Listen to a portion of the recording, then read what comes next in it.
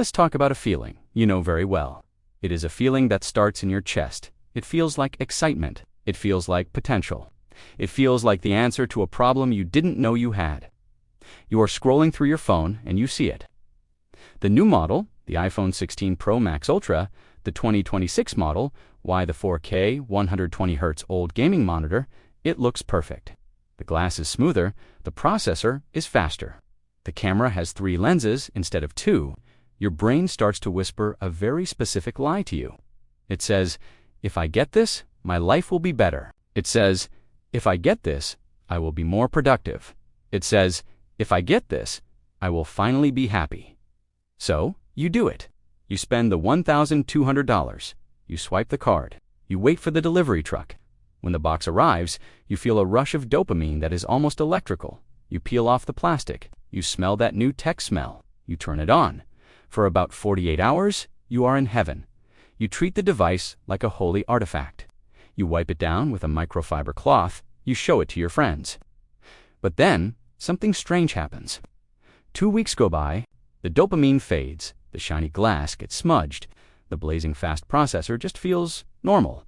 And suddenly, you are right back where you started. You are just as bored, just as stressed, and just as anxious as you were before.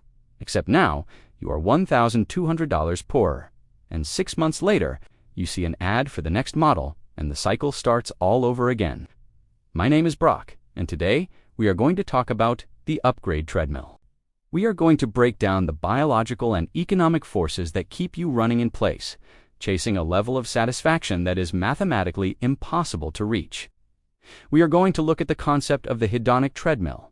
We are going to explore the Diderot effect, and I am going to show you how to step off the machine before it grinds your net worth into dust. If you are tired of buying things that lose their magic in a week, make sure to hit that subscribe button. Let's look at the biology of dissatisfaction. To understand why we upgrade, we have to look at the brain. You think you want the thing? You think you want the car, the phone, the shoes? But you don't. What you actually want is the dopamine. And here is the cruel trick of evolution. Your brain does not release dopamine when you get the reward. It releases dopamine when you anticipate the reward. It is called a reward prediction error. When you see the ad for the new phone, your brain simulates the future. It imagines a version of you that is cooler, smarter, and more organized because of this phone. That simulation triggers the chemical release. The high happens before the purchase. The moment you actually own the object, the anticipation dies. The mystery is gone. The simulation collapses into reality, and reality is boring. Reality is just a piece of glass and metal that you use to look at memes on the toilet. The discrepancy between the fantasy of the upgrade and the reality of the upgrade is what leaves you feeling empty. Evolution designed us this way for a reason. In the Stone Age in my era, this was a survival mechanism. If I killed a mammoth and I felt satisfied forever, I would stop hunting. I would sit in my cave, happy and full, until I starved to death. Nature had to ensure that satisfaction was temporary. Nature made happiness evaporate quickly so that we would get off our butts and go hunt the next mammoth. Dissatisfaction is the engine of survival. But in the modern world, we are not hunting mammoths. We are hunting gadgets. We are hunting status symbols. And because the supply of gadgets is infinite, our dissatisfaction is infinite.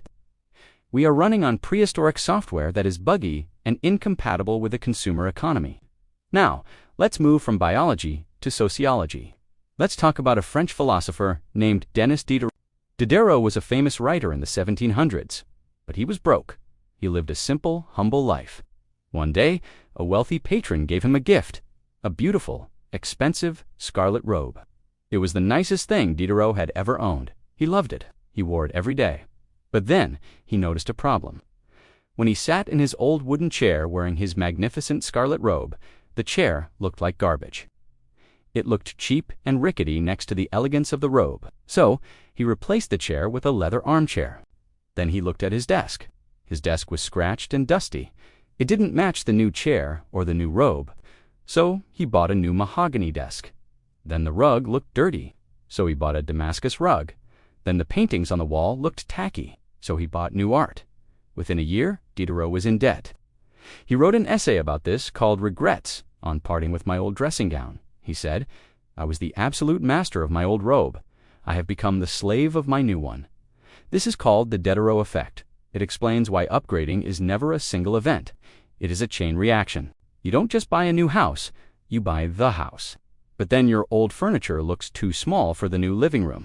So you spend $20,000 on furniture. Then your old car looks trashy in the new driveway. So you lease a new SUV. Then your old clothes look sloppy for the new neighborhood. So you upgrade your wardrobe. One upgrade destabilizes your entire ecosystem. It creates a status imbalance in your life that you feel compelled to fix with more money. This is why lifestyle creep is so deadly. It isn't just that you spend more. It's that every new possession demands a supporting cast of other possessions. You become the curator of a museum that you cannot afford to maintain. But it's not just your brain, and it's not just Diderot. There is a villain in this story. The manufacturer, the upgrade treadmill, is not accidental. It is engineered. Let's go back to 1924. In 1924, a group of businessmen met in Geneva, Switzerland. They represented the biggest light bulb manufacturers in the world. Philips, General Electric, Azram. They had a problem. Their engineers were too good. They had built light bulbs that could last for 2,500 hours. Some could last for years. This was bad for business. If a customer buys a bulb once every 5 years, how do you make a profit? So, they formed the Phoebus cartel. They signed a secret agreement to lower the quality of their products. They instructed their engineers to make the filaments weaker. They set a hard cap. No bulb could last longer than 1,000 hours. If a factory produced a bulb that lasted too long, they were fined. This was the birth of planned obsolescence. They intentionally broke their own technology to force you back into the store. Today, this strategy is everywhere. But it has evolved. It is no longer just hardware obsolescence, the thing breaks. It is perceived obsolescence, the thing feels old. Look at the fashion industry. Why do styles change every season? Why are skinny jeans in one year and out the next? Is it because baggy jeans are objectively better? No. It is an arbitrary change designed to make your current wardrobe invalid. If clothes never went out of style, you would only buy replacements when the fabric tore. The industry would collapse. They have to invent a social expiration date. Look at Apple. Does your iPhone 13 actually stop working? No. But they release iOS updates that slow it down. They release features that are exclusive to the new model. They change the shape of the charging port so your old cables don't work. They change the design, slightly moving the camera bump, flattening the edges so that everyone knows you have the old one. They weaponize your social anxiety. They make the old model a badge of shame. You aren't upgrading because you need the tech. You are upgrading because you don't want to look like you are falling behind. Now let's do what we do best on this channel. Let's look at the math. I want to calculate the lifetime cost of the upgrade treadmill.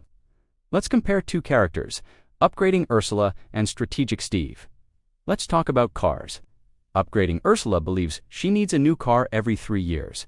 She wants the warranty. She wants the new smell. She wants the status. She leases a luxury crossover for $800 a month. Every 3 years, she turns it in and gets a new one. She never owns anything. She has a perpetual payment. Over a 40-year working career, Ursula spends $384,000 on lease payments. And at the end of 40 years, she owns 0 cars. She has 0 equity. Now let's look at strategic Steve. Steve buys a 3-year-old Toyota for $25,000 cash. He drives it for 10 years. Then he sells it for $5,000 and buys another one.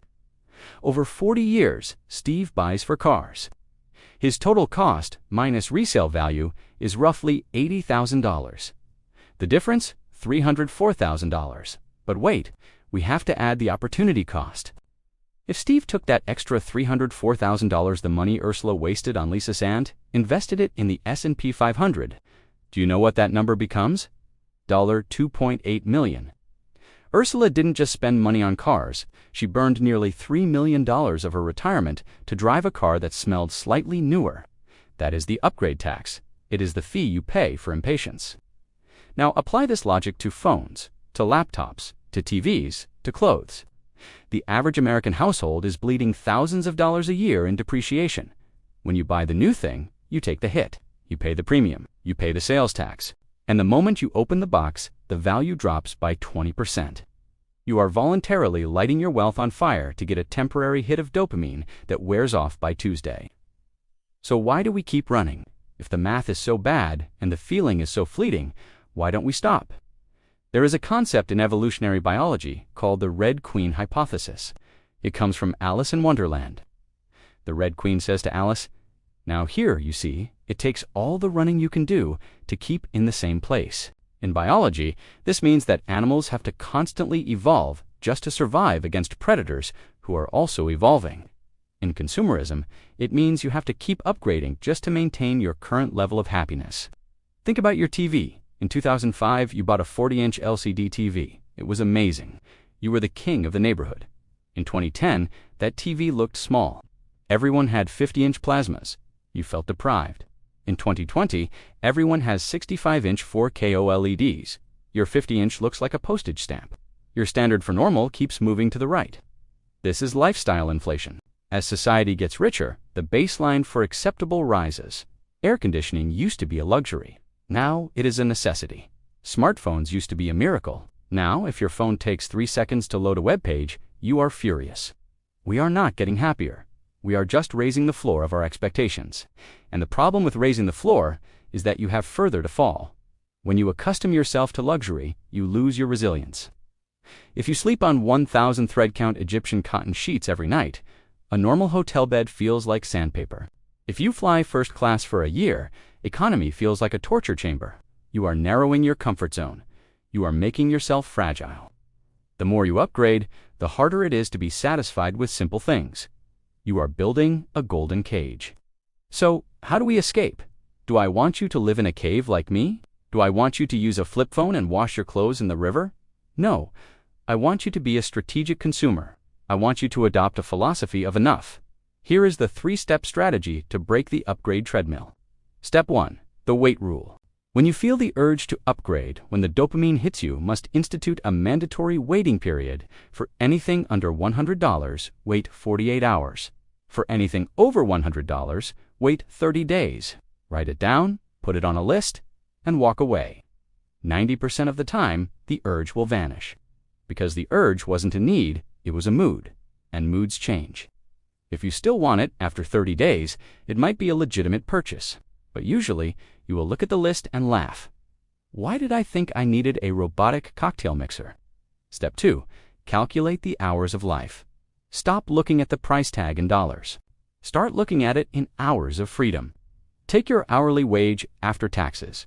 Let's say you make $25 an hour. The new iPhone is $1,200. That is 48 hours of labor. That is 6 full days of sitting in a cubicle, dealing with your boss, answering emails, and being stressed. Is the new phone worth trading 6 days of your life? Is the slightly better camera worth a week of servitude? When you frame it like that, the shiny glass looks a lot less appealing. You realize you are trading your time, your only non-renewable resource, for mass-produced plastic. Step 3. Buy endgame items. This is the most important shift. Stop buying consumables. Start buying artifacts instead of buying a $50 pair of boots every year that fall apart.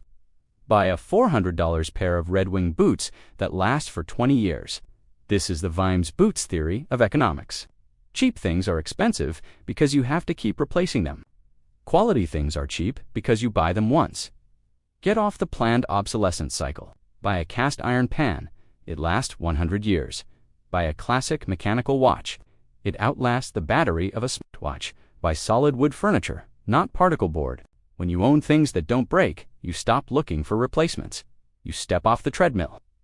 You find peace in the permanence of your possessions. There is a massive power in opting out. There is a massive power in being the guy with the 4-year-old phone who has $500,000 in the bank.